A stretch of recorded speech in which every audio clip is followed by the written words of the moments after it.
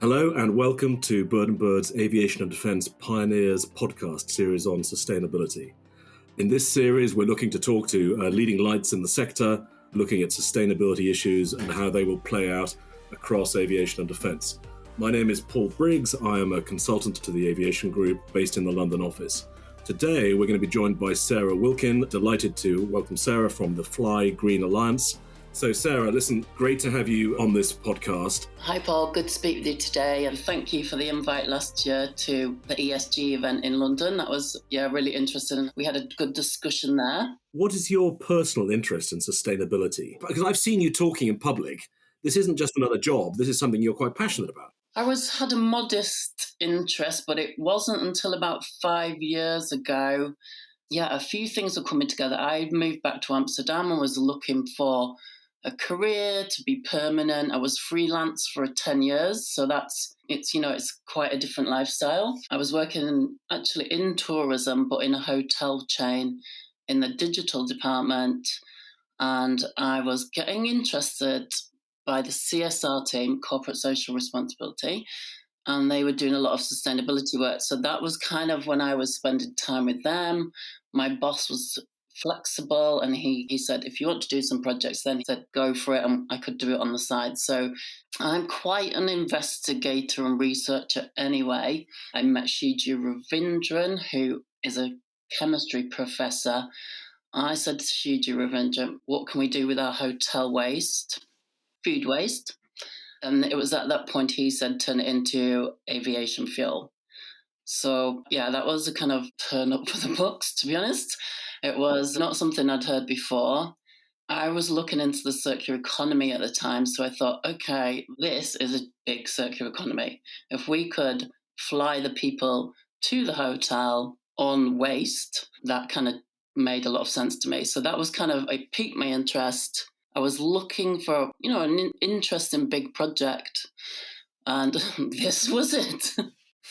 Fantastic. Can you just explain about the Fly Green Alliance? So exactly how was that born? What impact have you had so far? A lot of things happened along that way. After I'd met Shiju at the University of Amsterdam, we then had an opportunity to go for a Booking.com grant. As you may know, Booking.com's headquarters is in Amsterdam. So we actually went to meet the team, and they were also fascinated. They said, you can make waste into aviation fuel and we can fly in it and it's scientifically sound. Shiju was there and said, yes, it's science, essentially. The team were really impressed, and they said, right, we have the grant, we have the application process, and go for it. So during this time, I wrote the grant. I studied and studied. 2018 was basically a whole due diligence year. I did it in my spare time while I was doing my full-time job. Actually, I met Shiju Ravindran in January 2018. By December 2018, we had the Booking.com grant. So it was just 1 year of study and application. I then had an opportunity to leave my full-time job. Essentially, we were granted to make sustainable aviation fuel. Sarah, can you give us a little bit more background about your motivations for setting up the Fly Green Alliance?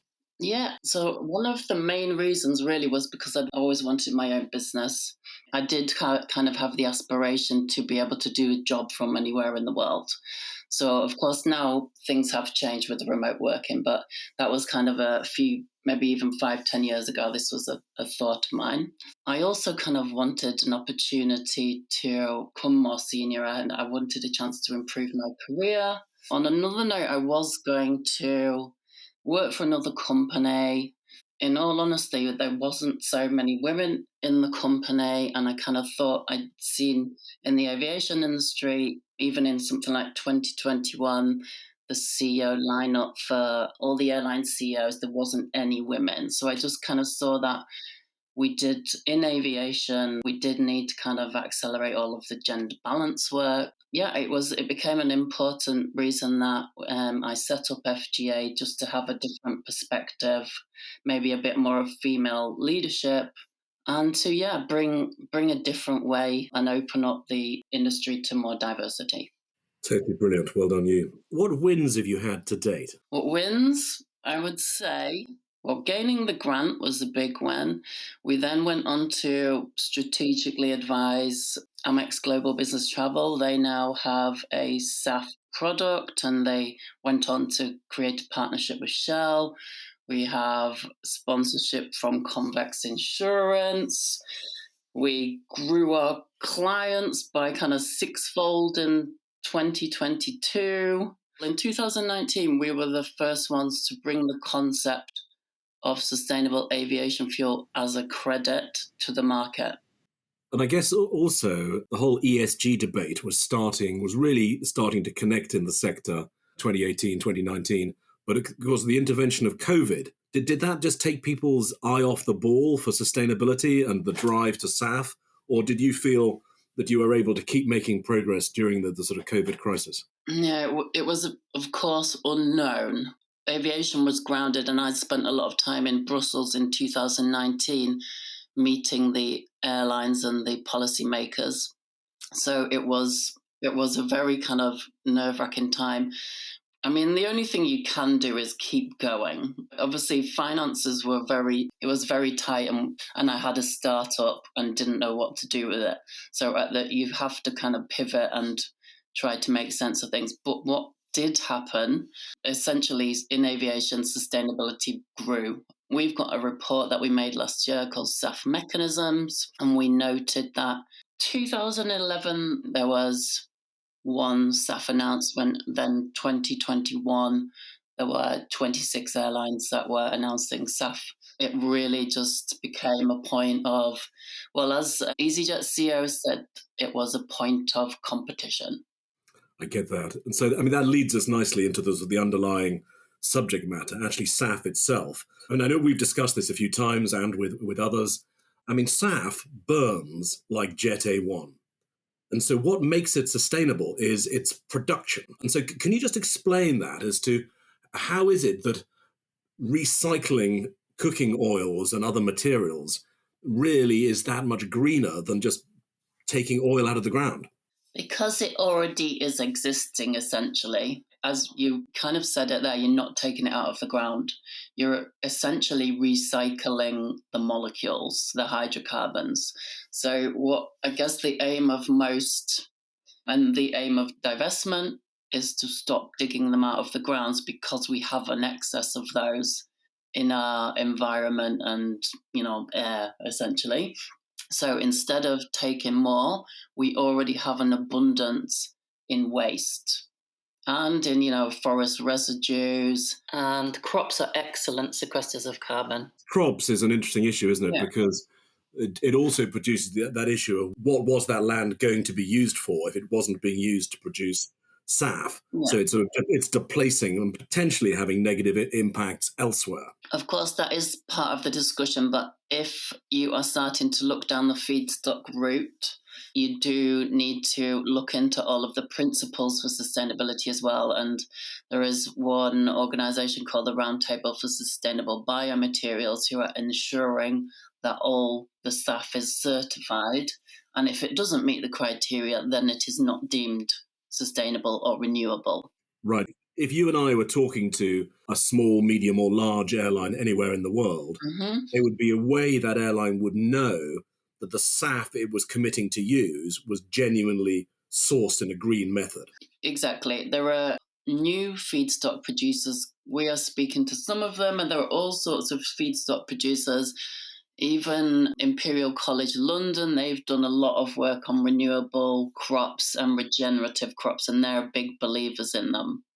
And I know actually one of the fellows has gone to BP, so BP are clearly looking into it.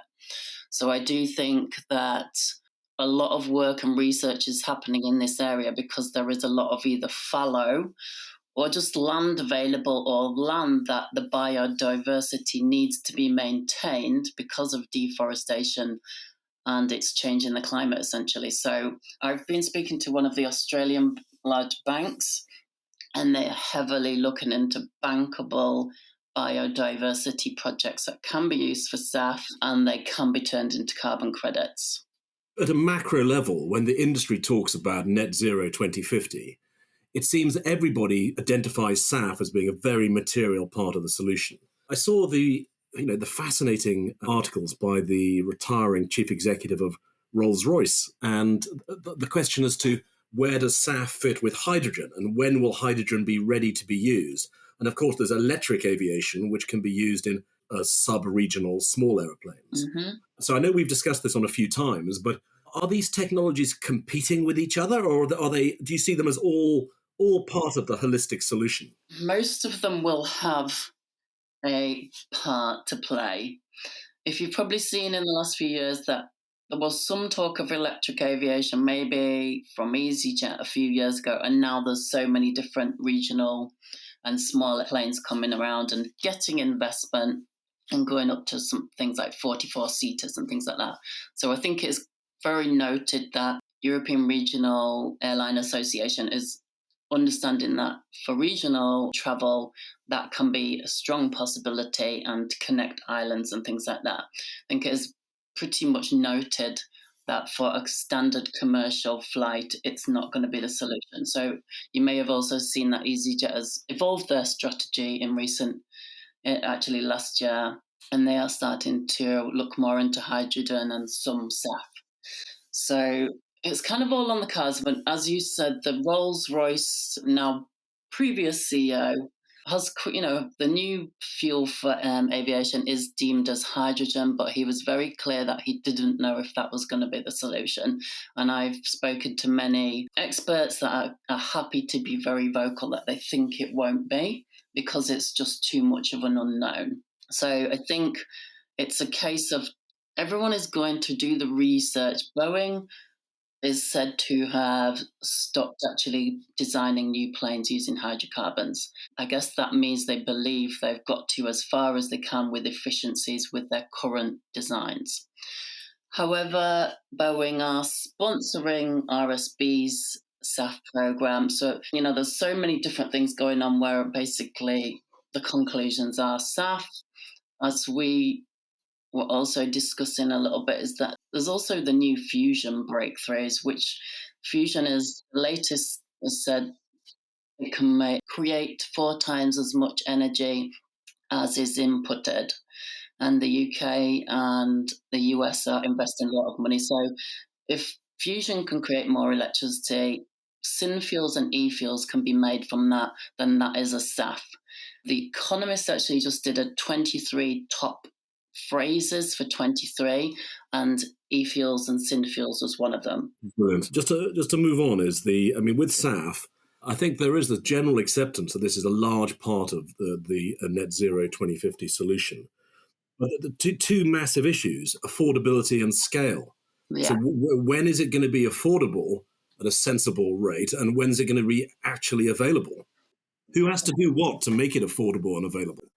I think people are doing what needs to be done, actually. I think it's more to do with we are developing projects and work to build awareness. There are other organisations that are doing that as well. Sky Energy was one of the first ones, and there's a lot of work going into that area. So I do think it's awareness building initially. We're now starting to also work with investors because it's become a financial topic. So what needed to happen initially was demand needed to be stimulated. A few years ago, everyone said it's chicken and egg. Nobody's saying that anymore. They're saying there is plenty of demand and all the SAF is being bought. Essentially, once the investors know the demand's there, they can see that there is a customer, then finance moves towards those projects.